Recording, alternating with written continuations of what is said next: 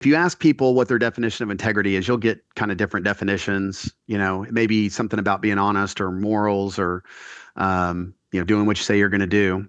And what I've found is there are two types of integrity. There's external integrity where I say, hey, Tim, I'll meet you at this time, and then I show up and do that thing.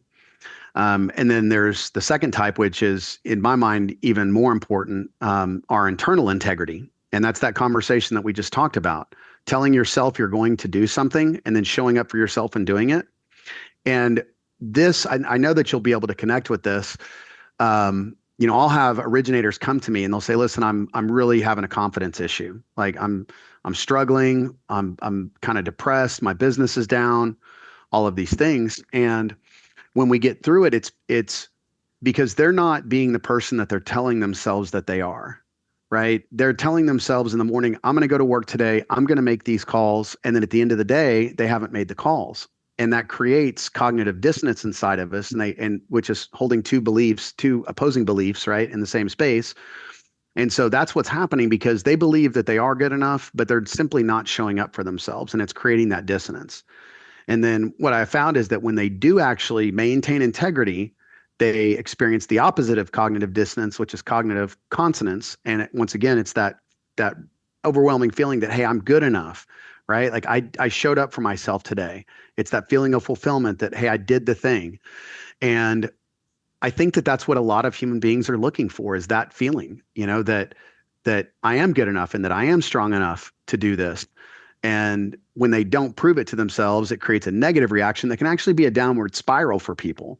But you can also experience an upward spiral by doing the opposite and maintaining integrity with yourself. And it doesn't matter if it's one call, you still maintained integrity. So you're going to still experience that feeling that you have of showing up for yourself. And so that's a big part of why I think that James Clear has this nailed in terms of starting habits small, just to get that feeling going and to get moving. And then from there, you can take 2 steps, and then you can take 3 steps, and then you can take 4 steps. And you create an upward spiral in your business and in your life. Yeah. What does he say? Every action that you take is a vote for the person that you're wanting to be, right? I love that. Yes. Vote. And it's so true. So it's like all you're saying is, I just want you to vote for yourself one time a day. And if it goes to 2 or 3, great. But what we want to start to do is form a new identity of who you are. Know yourself as the person who does what you say you're going to do.